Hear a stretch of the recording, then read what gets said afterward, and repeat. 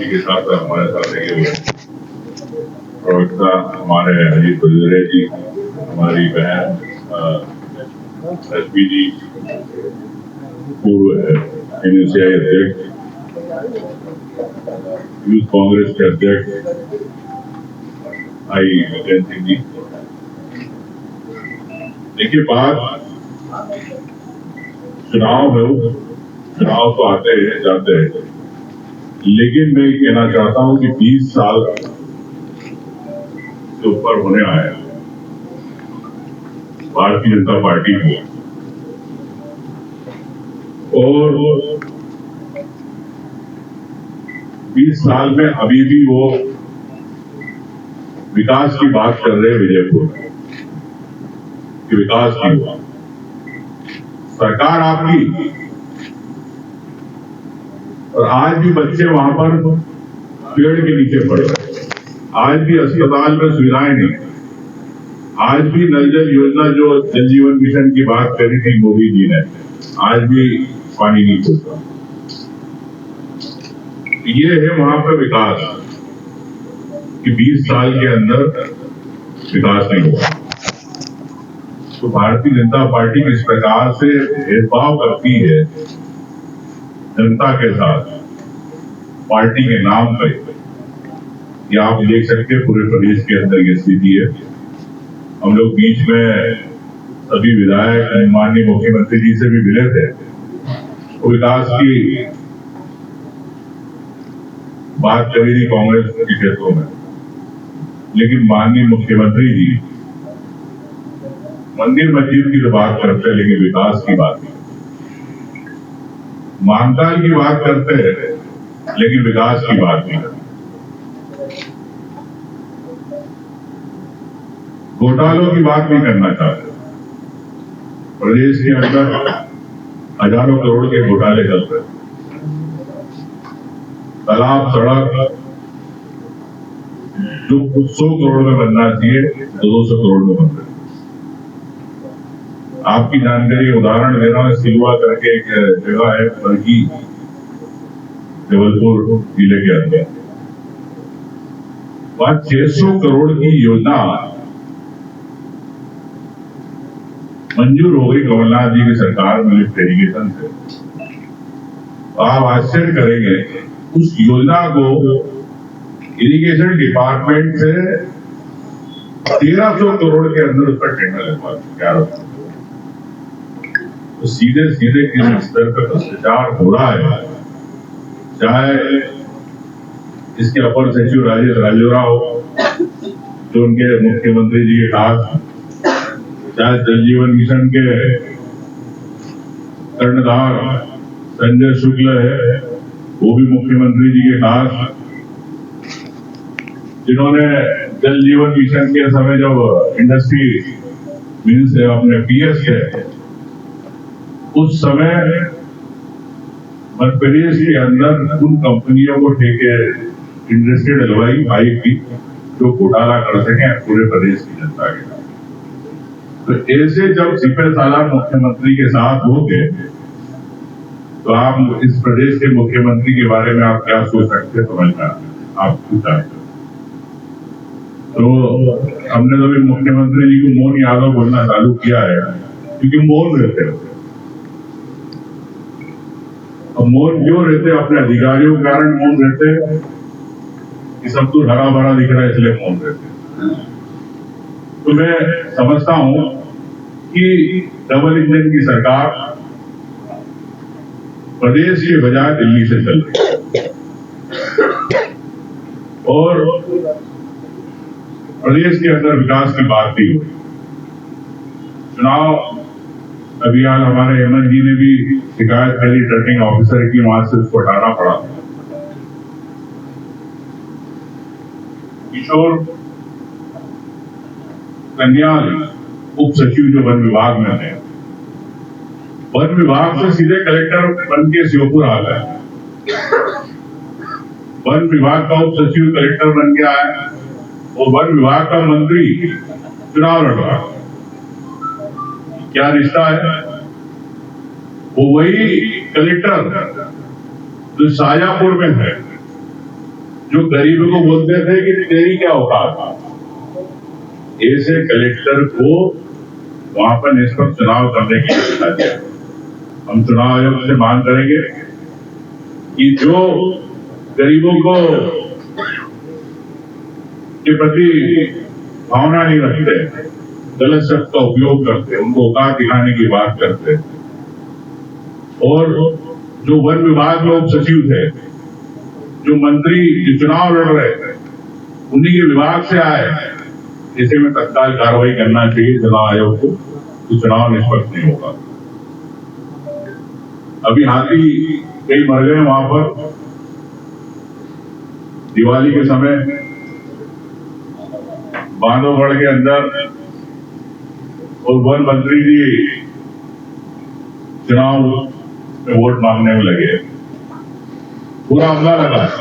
मुझे पता है कि वन समितियों के माध्यम से इस प्रकार से नीचे के अधिकारियों को, फॉरेस्ट के अधिकारियों को, फॉरेस्ट गार्ड को दबाव दिया जा रहा है वोटिंग के लिए।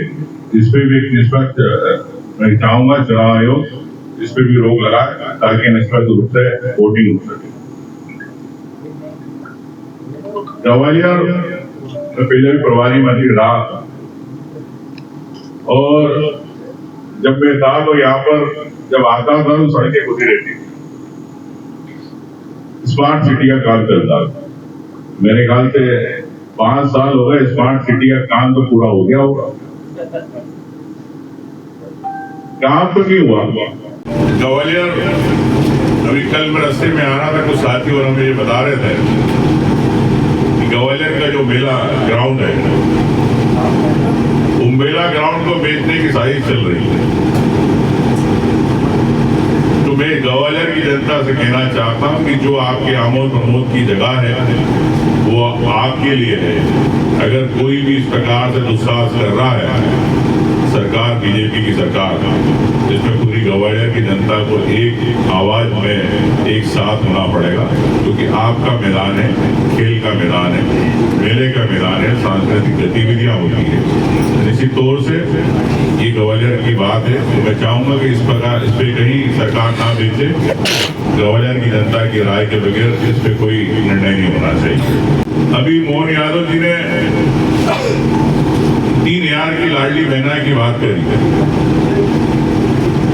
हम लोगों से एक वीडियो डल गया तो 188 हो गई, लेकिन चुनाव आयोग निष्पक्ष नहीं है।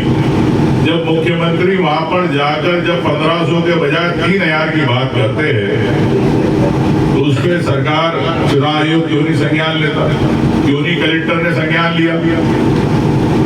मुख्यमंत्री का भाषण पूरा वायरल हुआ सोशल मीडिया में, तो ये सीधे सीधे आप प्रलोभन दे रहे हैं वोटरों को। निश्चित तौर से चुनाव आयोग को इस पे भी कार्रवाई करना चाहिए। एक बात और, इन्वेस्टर मीट पूरे प्रदेशों में हो रही है, लेकिन प्रदेश के अंदर बिजनेस नहीं आ पा रहा।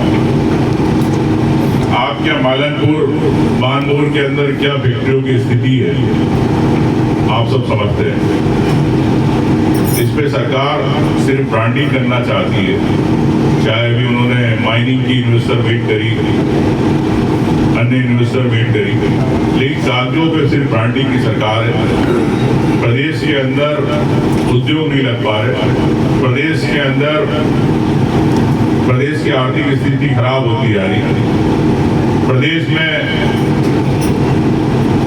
आम व्यक्ति पे कर्ज में पड़ता जा रहा है, लेकिन सरकार इस पे बात नहीं करना चाहती है। हम सभी मुद्दों को लेके इस बार विधानसभा के सत्र में ये सब मुद्दे उठाएंगे, आपको विशेषकर ग्वालियर क्षेत्र के, ये मैं आपको विश्वास दिलाता हूँ। लगता है निवास रह जाएगा तो निवास रावत अपने घर नहीं पहुंच जाएगा। कांग्रेस पार्टी पूरी मजबूती के साथ लगी है, हम सब लोग हैं, पूरे सभी विधायक लगे हुए। निश्चित तौर से भारतीय जनता पार्टी की जुमलेबाजी और झूठी बातों को लेके इस बार कांग्रेस के पक्ष में वहां पे मतदान होगा, ऐसा मैं आशा है। धन्यवाद। बात आई थी बीजेपुर के अंदर शहरी आदिवासियों, जिसे हम एक इंडिजिनियस जनजाति के रूप में भी जानते हैं, उसकी संस्कृति के संरक्षण के लिए 1987 में जो उसका म्यूजियम बना था, कई बहुमूल्य मूर्तियां वहां से निकली, उनकी विरासत की, उसको संजोने की बात हुई, लेकिन सरकार ने उसको फिर पर्यटन को दे दिया। फिर अभी जानकारी मिली कि गुजरात की कंपनी को दे दिया, तो गुजरात की कंपनी ने उस पर ताला लगा दिया। तो शहरी आदिवासियों की विरासत और संस्कृति पे अगर ताला लगाएगी तो निश्चित तौर से वहां का आदिवासी विजयपुर के अंदर बताएगा कि जब हमारी संस्कृति विरासत पर ताला लग सकता तो रामनिवास रावत के भविष्य में भी ताला लग सकता। ये मैं चाहूंगा कि वहाँ के शहरियों के लिए सरकार वादे बहुत करती है, लेकिन आज भी मुझे ध्यान याद है एक समय था कि घास की रोटी खाते थे, तो ये इंसानियत की बात है। तो हमें इस समाज के बारे में और उसकी संस्कृति के धरोहर को संरक्षित कैसे रहे, इस बारे में हमें विचार करना चाहिए, लेकिन सरकार इस पर चुप है, ये भी आश्चर्य की बात। आप सवाल करें जी। देशवार्ता दी है आपने, तमाम सारे मुद्दे उठाए, विजयपुर चुनाव खास मुद्दा रहा जी। आपने ये बोला कि रामनिवास रावत को घर वापस जाना पड़ेगा, तो क्या कारण रहेंगे, चूंकि सरकार तो नहीं की। देखिए, ऐसा है कि रावत जी क्यों गए, आप सब जानते हैं कि जिस प्रकार से वो कर्जे में डूब गए थे, जिनके पंप है, बाकी चीज़ें सब उनके कर्जों में आ गई थी, तो आर्थिक स्थिति बड़ी ख़राब हो गई थी रावत जी की, और जनता के विश्वास को उन्होंने बेचा। और निश्चित तौर से जनता इस बात को समझती है कि जो बिकाऊ है वो कभी टिकाऊ नहीं होते, इसलिए मैं समझता हूँ कि विजयपुर की जनता उन्हें घर भेजेगी। पिछले चुनाव में जो बहुत सारे बिकाऊ हो गए आपके कहे मुताबिक, वो टिक गए हैं, वो मंत्री बने दोबारा। देखिए, मैं आपसे यही कहना चाहता हूँ कि अब ऐसे तो मुझे भी ऑफर आया था कि 50 करोड़ रुपए ले लो, आप कैबिनेट मिनिस्टर बन जाओ, तो मैं नहीं बिका। तो ये मैं समझता हूँ कि जनता जो आपको चुनाव जिताती है उसके प्रति आपकी जवाबदारी होती है, उसके प्रति आपकी ईमानदारी होती है। तो अब जो बिक जाते हैं वो कैसे बाहर हो गए, कई लोग, आपको पता है, कई मंत्री हार गए, कई विधायक हार गए चंबल के अंदर। तो ये जनता है, जनता से बड़ा कोई नहीं है जो निर्णय करने में निर्णायक रहता है। अभी आपने कहा कि बहुत सारे भ्रष्टाचार हुए पिछले 20 साल में, लेकिन कांग्रेस के जो पुराने नेता रहे, नेता प्रतिपक्ष भी रहे, गोविंद सिंह, और तमाम सारे बड़े बड़े दिग्गज नेता रहे, वो एक भी आंदोलन जनता को साथ में लेके खड़ा नहीं कर पाए 20 सालों में। क्या कारण रहे कि बिल्कुल पूरी तरह से जनता के बीच आप लोग नहीं जा पाए? देखिए, मैं आपसे ये कहना, जनता ने आपको स्वीकार नहीं किया। 20 साल में कई साल तो हमारे सिंधिया जी यहाँ पे राज करते रहे, तो ये तो सवाल उनसे होना चाहिए कि उन्होंने क्यों नहीं आंदोलन किया। तो वो तो अभी गए, लेकिन मैं आपको इस बात दिलाता हूँ कि अभी मैंने थोड़ी देर पहले भी कहा कि आपके ग्वालियर के मुद्दे जवाबदारी के साथ हम सब विधानसभा में इस बार आपको दिखेंगे, परिलक्षित होंगे, और आपको ग्वालियर की जनता को एहसास होगा कि ग्वालियर की बात उठाई गई। मैं पूरे मध्य प्रदेश की बात कर रहा हूँ कि 20 साल में एक भी बड़ा मुद्दा, चूँकि आदिवासियों को मुफ्त भी पिलाया गया और जो महिलाएं हैं, लड़कियां हैं, बच्चियों को भी हत्या की गई, लेकिन बावजूद इसके एक बड़ा मुद्दा नर्सिंग घोटाला हुआ, आरक्षक घोटाला हुआ, तो तमाम सारे ऐसे घोटाले, व्यापक घोटाले हुए, लेकिन बहुत बड़ा कोई आंदोलन कांग्रेस नहीं खड़ा कर पाई जनता को साथ में लेके। देखिए, मैं नहीं, ऐसा नहीं है, किसानों को लेके कई बार आंदोलन हुआ, व्यापम को लेके कई बार आंदोलन हुआ, नर्सिंग को लेके हम लोगों ने विधानसभा में उठाई, लेकिन सरकार निरंकुश है, सरकार नहीं चाहती। आपकी जानकारी के 2013 से लोकायुक्त के प्रतिवेदन सरकार ने अभी तक नहीं दिए, पटल पे नहीं रखे। प्रदेश की जनता क्यों नहीं बताना चाहती कि हजारों करोड़ के प्रदेश में घोटाले होगा, लोकायुक्त के प्रतिवेदन क्यों रोक के रखे? सरकार बताए, सरकार डरती है, क्यों डर रही है सरकार? तो ये घोटालों की सरकार है, नहीं चाहती कि जनता के सामने विधानसभा के पटल पे आए, लेकिन हम लोग इसकी मांग भी करते और इस बार भी करेंगे, गई बार भी करी। लेकिन आप समझते हो कि लोकतंत्र नाम का रह गया, यहाँ पर सीधे सीधे एक नाजीवाद चल रहा, जो हिटलर शाही चल रही, मनमानी चल रही, जो भ्रष्टाचार को छुपाने की बात कर करते, ऐसी भारतीय जनता पार्टी सरकार है। आपने भी आरोप लगाया कि 50 करोड़ का ऑफर आपके पास आया था और क्या आपने एफआईआर दर्ज कराई, किसने ऑफर किया था?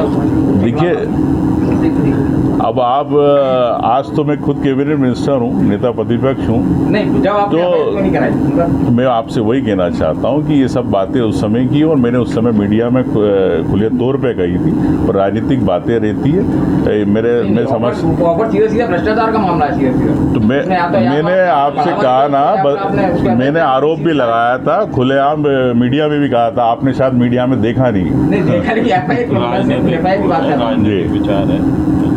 ठीक है, जी। भाजपा दावा कर रही है कि वो रिकॉर्ड वोट से जीत रही है। आपकी क्या स्थिति है विजयपुर में, क्या मानना है? देखिए, निश्चित तौर से आज विजयपुर के अंदर मजबूत स्थिति में है, और मैं समझता हूं कि वहां का वोटर कांग्रेस के साथ रहेगा, जैसा पूरा परंपरागत रहा है, तो निश्चित तौर से कांग्रेस वहां पे विजय होगी।